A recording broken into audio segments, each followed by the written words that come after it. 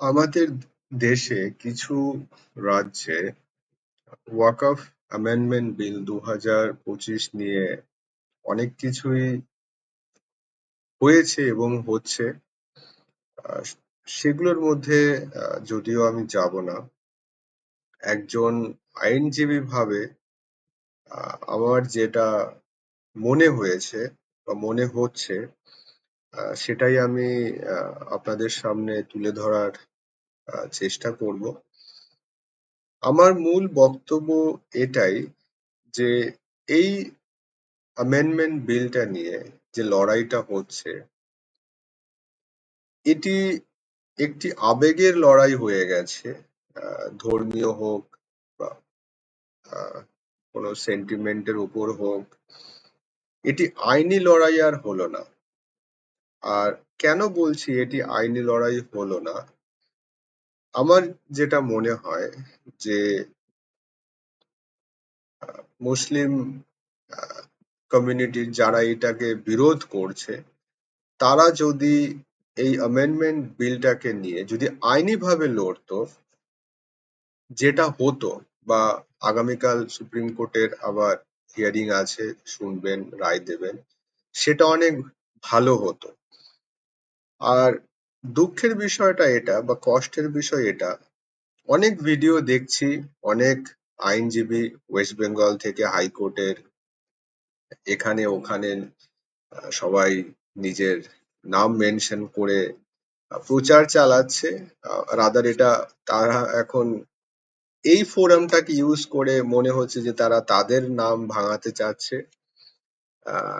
আর দুঃখের বিষয়টা যেটা বলছিলাম সেটা হলো যে ইভেন যারা আইনজীবী, তারাও এটাকে একটা প্রোপাগ্যান্ডা, একটা আইডিওলজিতে ট্রান্সফর্ম করে দিয়েছে। এইবার আসি লিগালি, কেন বলছি যে এটাকে লিগালি যদি তারা লড়তো, আমার মনে হয় অনেক ভালো হতো। আমি ঠিক ভুলের মধ্যে যাচ্ছি না। অ্যাগেন, যেহেতু আমি একজন আইনজীবী, আমি এটাকে আইনের মধ্যেই সীমাবদ্ধ রাখবো। নাও সবার প্রথম তাদের যেটা চাহিদা যে পুরো অ্যামেন্ডমেন্টটাকে বাতিল করা হোক। প্রথমত এটা সম্ভব কোনোদিনই নয়, কারণ ওয়াকআপ অ্যাক্টটা অলরেডি এক্সিস্ট করে। যেটা হয়েছে অনেক স্তরে অনেক পরিবর্তন এসেছে।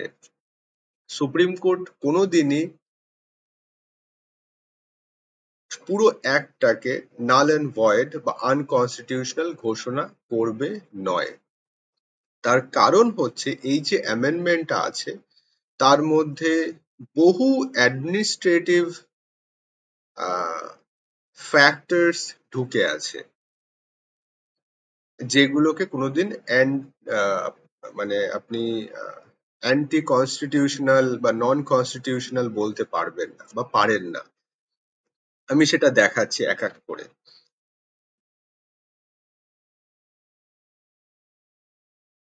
এবার শুরু করি।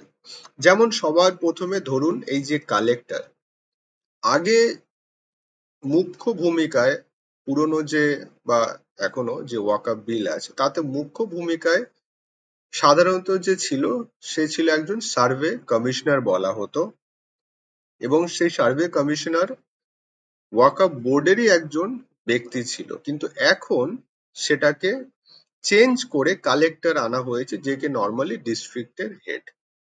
এটা একটা কনস্টিটিউশনাল, এটা কনস্টিটিউশনাল না, এটা একটা অ্যাডমিনিস্ট্রেটিভ ব্যাপার। এটাকে আপনি কোনোদিনই বা কেউই অ্যান্টি কনস্টিটিউশনাল বলতে পারবেন না বা ভায়োলেশন অফ কনস্টিটিউশনাল রাইটস বলতে পারবেন না। এটা সম্ভব নয়। দ্বিতীয়, এই অ্যামেন্ডমেন্টে একটা পোর্টালের কথা বলা হয়েছে, যেটা ওয়াকআপ বিলে এখন এক্সিস্ট করে না, অ্যামেন্ডমেন্টে আনা হয়েছে। সেই পোর্টালটা একটা ন্যাশনাল ডেটাবেস, যেখানে সমস্ত ওয়াকআপ প্রপার্টির একটা রেকর্ড থাকবে, এবং আগামী দিনে যখনই কোনো প্রপার্টি রেজিস্টার হবে, এই পোর্টালের থ্রুতে তাদেরকে একটা সার্টিফিকেট ইস্যু করা হবে। এইবার এই যে অ্যামেন্ডমেন্টটা এনেছে, কোনো অ্যাডভোকেট কেউই কিন্তু এটা নিয়ে জিজ্ঞাসা করছে না যে এই পোর্টালটা কে মেনটেন করবে, কোথা থেকে ডকুমেন্ট আপলোড হবে, কে অ্যাপ্রুভ করবে, কে এই সার্টিফিকেট গুলো ইস্যু করবে, কি কি প্যারামিটার আছে। একটা পোর্টালে যখন সার্টিফিকেট বা কিছু ডকুমেন্টস আপলোড হয়, সেগুলো ভেরিফিকেশন হয়, তারপর তার ফাইনাল আসে, এই যে একটা সাইকেল, এর সম্বন্ধে কিন্তু এই অ্যামেন্ডমেন্টে কিছু বলা নেই, এবং এই বিষয়টা নিয়ে কিন্তু কোনো উকিল কোনো রকম কথা বলছে না, বা কেউই বলছে না। প্রত্যেকে তারা তাদের মার্কেটিং করতে ব্যস্ত। আর কিছু বলার নেই ওখানে, বেশি বললে হয়তো শুনতে খারাপ লাগবে। চলুন তারপরে দেখি, আরো প্রচুর আছে। আমি কিছু কিছু জিনিস যেগুলো ইম্পর্টেন্ট আমি সেগুলোই তুলে ধরতে চাই। ফিলিং অফ ডিটেলস অন ওয়াকআপ অন পোর্টাল অ্যান্ড ডেটাবেস, যেটা একটু আগেই আমি বললাম যে এই যে ডেটাবেসটা, এটা একটা ভাইটাল পার্ট আগামী দিনে প্লে করবে। এবং এই যে পোর্টালের, এটা কিন্তু কনস্টিটিউশনের সাথে এর কোনো সম্পর্ক নেই। এটাকে আপনি বলতে পারবেন না, বা কেউই পারে না, আমিও পারবো না, যে এটা অ্যান্টি কনস্টিটিউশনাল বা নন কনস্টিটিউশনাল।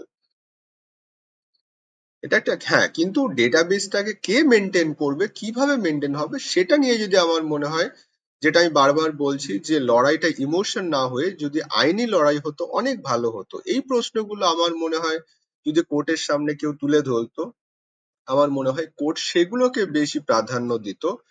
আহ, যেটা এখন যেটা চলছে, সুপ্রিম কোর্টে যেটা সবাই নিয়ে গেছে আর্টিকেল 25-26 এর আন্ডারে, যে আমরা মুসলিম, আমরা আমাদের রিলিজিয়াস অ্যাফেয়ার, যদি সেটার দুটো প্রভিশন আছে, আমি দেখাচ্ছি, যেখানে বলা আছে এক্সপ্লিসিটলি নন মুসলিম হতে হবে একটা কমিটিতে।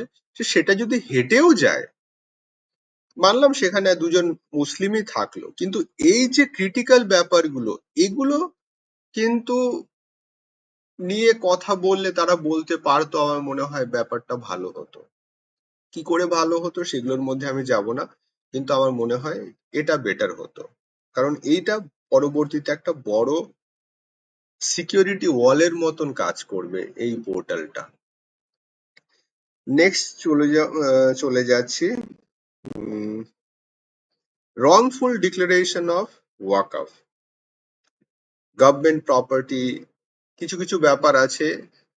এখানে একটা জিনিস কাজ করবে, সেটা হলো, ধরুন কোনো প্রপার্টি ডিক্লেয়ার হয়ে আছে, তারতে যদি ডিসপিউট থাকে, সেই প্রপার্টি গুলো কিভাবে হ্যান্ডেল হবে, সেগুলো কি রেজিস্ট্রেশন হবে, কিন্তু কারণ এই নতুন অ্যামেন্ডমেন্টে মিউটেশনের একটা বড় ফ্যাক্টর, আর এই মিউটেশনের যে প্রসিজিয়ারটা, সেটা অনেক বেশি এখন আইনি ভাবে জটিল বলতে পারে, বা অনেক বেশি আইনি হস্তক্ষেপ আছে। তো এটা নিয়ে কিন্তু কেউ কথা বলছে না, যে যেগুলো ডিসপিউটেড আছে, মানলাম যে ওয়াকআপ ক্লেম করেছে, আদের জন্য ক্লেম করেছে, সেগুলো কি হবে। আর অধিকাংশ, প্রচুর জমি আমার যেটা মনে হয় সে অবস্থায় আছে। ডিক্লারেশন অফ প্রোটেক্টেড মনুমেন্ট, এটার একটা বড় ক্লারিফিকেশন চাওয়া। এটার যেটা বলা আছে, যে যেগুলো পুরনো মনুমেন্ট, আর্কিওলজিক্যাল সাইটস, সেগুলোকে ওয়াকআপ চাইতে পারবে না। এবার এখানে একটা ক্লারিফিকেশন, কেউই এটা নিয়ে কথা বলছে না, যে অধিকাংশ বিভিন্ন জমি হতে পারে বা জায়গা হতে পারে, যেগুলো আর্কিওলজিক্যাল সাইটস আছে, সেটা ইসলামিক হতে পারে, নন ইসলামিকও হতে পারে, কিন্তু সেগুলো যদি ওয়াকআপের মধ্যে ঢোকানো না থাকে, বা যদি সেগুলো আহ মানে সেগুলো কি তাহলে ওয়াকআপের আন্ডার থাকবে না সেগুলো, কারণ এগুলোর উপরে এক্সক্লুসিভ ভাবে সরকারের অধিকার, সেন্ট্রাল গভর্নমেন্টের, সেটা কোনো ধর্মীয় হতে পারে না, এটা নর্মালি অ্যাক্টে বলা আছে। তাহলে অধিকাংশ যে পুরনো স্থাপত্য, সেটা যদি ইসলামিক হয়, তাহলে সেটার উপর কি সরকারের অধিকার থাকবে না বোর্ডের? এই বিষয়টা নিয়ে কিন্তু আবার কেউ কথা বলছে না। শিডিউল ট্রাইব, এটা একটা ব্যাপার, এটা এখান থেকে আহ, একটা জিনিস বুঝতে হবে, যে এই যে একটা, সেটা রেট্রোস্পেক্টিভলি, মানে যদি কোনো জমি, সেটা যদি শিডিউল ট্রাইবের হয়ে থাকে, সেটা যদি ওয়াক আপ ডান হয়ে থাকে, বা যদি তাদের ক্লেমের মধ্যে থাকে, এখানে এক্সপ্লিসিটলি বলে দেওয়া হয়েছে যে সেটা একদমই ইললিগাল, বা ওটা ভয়েড। তাহলে এই ধরনের যে ম্যাটার গুলো যেগুলো আগামী দিনে উঠে আসবে সেগুলোকে কিভাবে তারা ডিল করবে সেটা নিয়ে কিন্তু কেউ কথা বলছে না। চলুন এগিয়ে চলি, আর কি কোথায় আরো অনেক কিছু আছে। এই যে মিউটেশনের যে ব্যাপারটা আমি বলছিলাম, মিউটেশনের এখন যে আগে যে পদ্ধতি ছিল সেটা অনেক স্ট্রেট ফরওয়ার্ড ছিল। এক্সিকিউটিভ অফিসার ইন্টিমেশন দিল কালেক্টরকে, কালেক্টর মিউটেশনে ফেলে দিল, কিন্তু এখন সেটা নয়। এখন যেটা হয়েছে এখানে দেখুন, পাবলিক নোটিশ দিতে হবে 90 days দুটো নিউজ পেপারে, আর তার মধ্যে যদি কোনো কেউ অবজেকশন ফাইল করে তাহলে পুরো ব্যাপারটা ওখানে স্টপ হয়, কিন্তু আগে সেটা ছিল না। এটা নিয়ে কিন্তু কেউ কথা বলছে না। আর এটা কি কনস্টিটিউশনাল, নন কনস্টিটিউশনাল, এগুলো নিয়েও কিন্তু কেউ কথা বলছে না। সার্ভে কমিশনারের জায়গা অনেক জায়গা থেকে হাটিয়ে দিয়ে কালেক্টরকে দেওয়া হয়েছে, এটা নিয়েও কিন্তু কেউ কথা বলছে না। এই বিষয়গুলোকে, যে এটা যে করা হলো বা এটাকে না করে যেটা আগে ছিল যে স্টেটাস কো সেটাই মেনটেন করা হোক। এই যে লিগাল, কারণ এখন কালেক্টরের হাতে প্রচুর ক্ষমতা দেওয়া বা প্রচুর রেসপন্সিবিলিটি বলুন বা দায়বদ্ধতা বলুন, সেটা কিন্তু এই সার্ভে কমিশনার আর যে চিফ এক্সিকিউটিভ অফিসার যারা আগে নর্মালি ওয়াকআপ বোর্ডের অন্তর্ভুক্ত অফিসার ছিল, তাদের থেকে সেটা হাটিয়ে এটা এখন কালেক্টরের হাতে যাচ্ছে। এই বিষয়টা নিয়ে কিন্তু কেউই কথা বলছে না। ট্রাইব্যুনালের যে ডিসিশনের একটা ব্যাপার ছিল সেটাকে উঠিয়ে দেওয়া হয়েছে। নাও এটা কিন্তু আবার আহ, আপনি যদি আইনত ভাবে বলেন এটাকে কেউ এটাতে নন কনস্টিটিউশনাল এটা হবে না। এটা ভায়োলেশন অফ ফান্ডামেন্টাল রাইটস এর মধ্যেও পড়ে না, যেটা 25-26 ভারতবর্ষের সংবিধানের যে আর্টিকেল, যে দুটো হচ্ছে মেন গ্রাউন্ড নিয়ে সবাই, ইভেন মিস্টার কপিল সিবাল যে ভারতবর্ষের একজন খুব নামী উকিল, যাকে মুসলিম কমিউনিটি থেকে এঙ্গেজ করা হয়েছে পুরো এই ওয়াকআপ বিলটাকে, আহ, আহ, কি বলবো এটাকে, নাল অ্যান্ড ভয়েড ঘোষণা করার জন্য বা কোনো একটা ডক্ট্রিনের আন্ডারে। এই বিষয়গুলো নিয়ে কিন্তু কোনো রকম ভাবে কিছু তোলা হয়নি। এখানে দেখুন বলা আছে tribunal after a period, limitation পিরিয়ডটা অনেকটা বাড়ানো হয়েছে। আহ, এখানে এটাকেও কনস্টিটিউশনালি কোনো রকম চ্যালেঞ্জ করা যায় না, এগুলো অ্যাডমিনিস্ট্রেটিভ ব্যাপার। বারবার একটা জিনিস আমি বলছি যে কোনো কিছু কনস্টিটিউশনাল গ্রাউন্ডে যে চ্যালেঞ্জ করতে হলে সেটা ফান্ডামেন্টাল রাইটস এর আন্ডারে করা যায়, যেটা তারা করেছেন। এই যে এইখানে দুটো সেকশন আছে যেখানে নন মুসলিম এক্সপ্লিসিটলি বলা হয়েছে, আর যেটা নিয়ে সুপ্রিম কোর্টেও অধিকাংশ মানে কথাবার্তা যেটা হচ্ছে সেটা এই পয়েন্টের উপরে বেস করেই কিন্তু হচ্ছে। আর যে কারণে আমি শুরুতেই বলেছি যে এই লড়াইটা একটি এখন আবেগের লড়াই হয়ে দাঁড়িয়েছে রাদার দেন আইনি লড়াই। এই দুটোকে যদি আমি মেনেও নি, সুপ্রিম কোর্ট হয়তো মেনে নিল, কারণ আজকে সুপ্রিম কোর্ট একটা কথা জিজ্ঞাসা করেছে যে হিন্দু ট্রাস্ট যদি হয় আপনারা কি সেখানে মুসলিম ঢোকাবেন। তো এই যে পয়েন্টটা, এটাকে হয়তো হাঁটালেও বাকি যে আরো সমস্ত অ্যাডমিনিস্ট্রেটিভ মানে রুলস এন্ড রেগুলেশন যেগুলোকে ইনসার্ট করা হয়েছে সেগুলো নিয়ে কিন্তু কেউই কথা বলছে না। এখানে একটা সেকশন আছে, আগে একটা রুল ছিল যেখানে যখন চিফ এক্সিকিউটিভ অফিসার কোনো ইনকোয়ারি করছে বা কিছু করছে, ট্রাইব্যুনালের কোনো পাওয়ার ছিল না সেটাকে হস্তক্ষেপ করা। এখন দেখুন সেটা ক্লিয়ারলি বলে দিয়েছে, the proviso the word bracket figure tribunal shall have no power to make any order staying pending disposal appeal operation made by chief executive officer, যে নর্মালি ওয়াকআপ বোর্ডের একজন রিপ্রেজেন্টেটিভ হতো, সেই সেকশনটাকে তুলে দিচ্ছে। এই চিফ এক্সিকিউটিভ অফিসারের যে পাওয়ারটা এবং সার্ভে অফিসারের যে পাওয়ারটা অধিকাংশ জায়গা থেকেই তুলে ফেলা হয়েছে, যেটি একটি আইনি বিষয়। এগুলো নিয়ে আবার বললাম কেউ কথা বলছে না। ওয়াক অফ ডিডের ব্যাপারটা নতুন, আমি পুরনো একটাতে আমি পাইনি। এটা একটা আবার যেটা বলছি অ্যাডমিনিস্ট্রেটিভ ব্যাপার, যে কোনো প্রপার্টি দানপত্র হয়েছে সেটা প্রপারলি রেজিস্টার্ড হতে হবে। এটাকে অ্যান্টি কনস্টিটিউশনাল ঘোষণা করা যায় না। আহ, মানে আপনার প্রপার্টি বা যে কোনো আমার প্রপার্টি আমি যে কোনো ভাবে চাই আমি ইউজ করতে পারি, সেটা আমার অধিকার, কিন্তু আমি এটা বলতে পারি না যে আমি রেজিস্ট্রিও করবো না। সেটা সম্ভব নয়।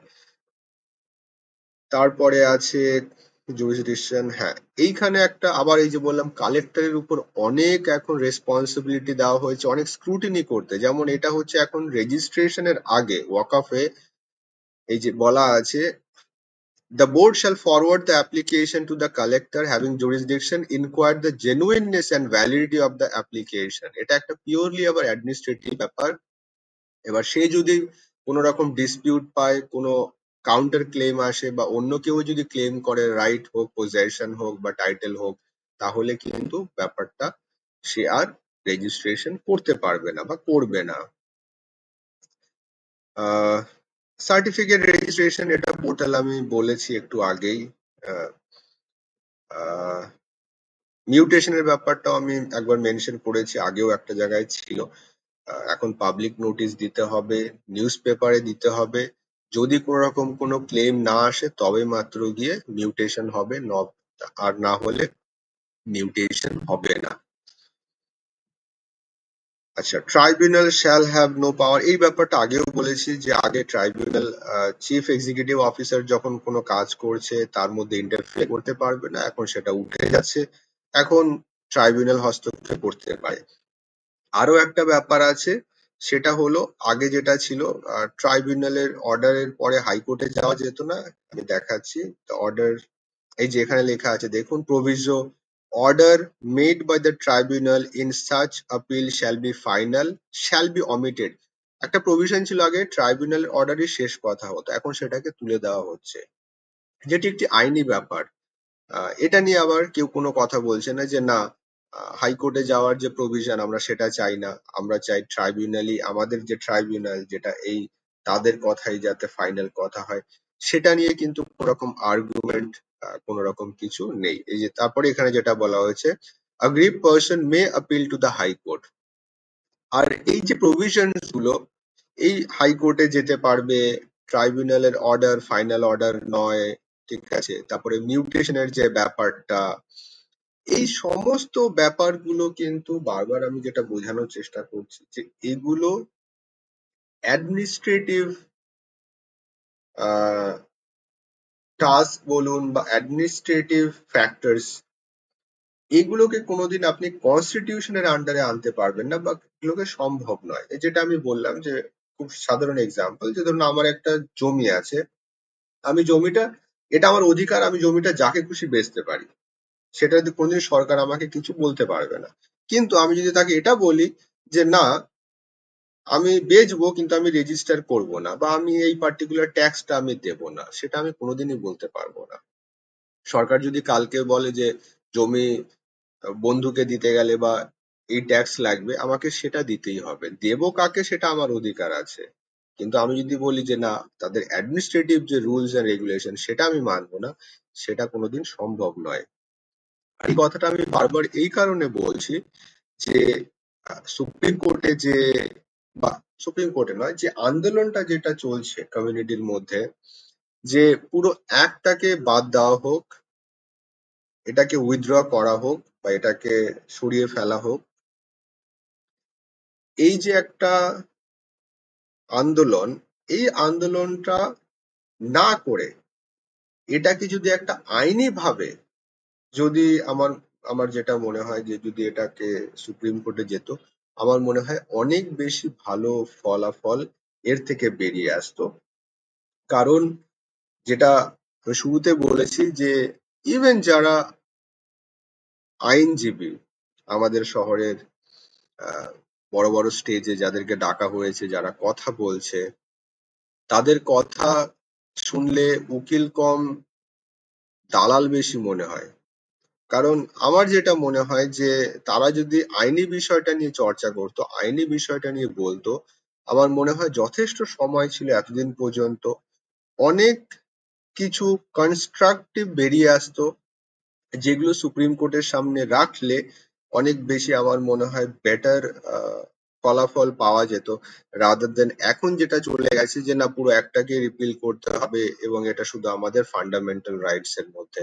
কারণ ফান্ডামেন্টাল রাইটস এর জায়গাটা সারা অ্যামেন্ডমেন্টে একটা দুটো জায়গাতেই আছে। আর অধিকাংশ যে চেঞ্জেস গুলো যেটা গভর্নমেন্ট করেছে সেগুলো অধিকাংশই অ্যাডমিনিস্ট্রেটিভ। হ্যাঁ, এবার সেই অ্যাডমিনিস্ট্রেটিভ ফ্যাক্টরস গুলো যদি তারা তুলে ধরে যদি সেগুলোকে ক্ল্যারিফিকেশন নিত, বা সেই ফ্যাক্টরস গুলো যেখানে যেখানে ডিসপিউট হতে পারে যেটা মনে হচ্ছে, সেই ডিসপিউট গুলো কিভাবে তার রেমেডি কি হতে পারে সেগুলো নিয়ে যদি কথা বলতো, আমার মনে হয় অনেক বেটার বা ভালো রেজাল্ট হতো বা আউটপুট হতো এই মুভমেন্টটা থেকে। বাট কালকে সুপ্রিম কোর্ট আবার হিয়ারিং আছে। খুব বেশি হলে এই যে মুসলিম নন মুসলিমের যে সেকশনটা আছে, যেটা এক্সপ্লিসিটলি বলা আছে, হয়তো সেটাকে সরিয়ে দিল। তার বেশি ছাড়া আর কিছুই এই মুভমেন্টে হবে না।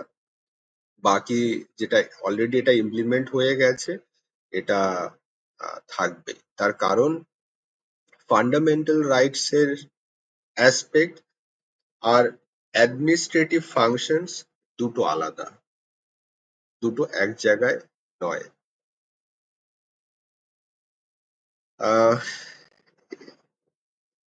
ওভারঅল এটাই আমার বক্তব্য। আপনার যদি কিছু মনে হয় আপনি সেটা নিশ্চয়ই শেয়ার করতে পারেন। ধন্যবাদ।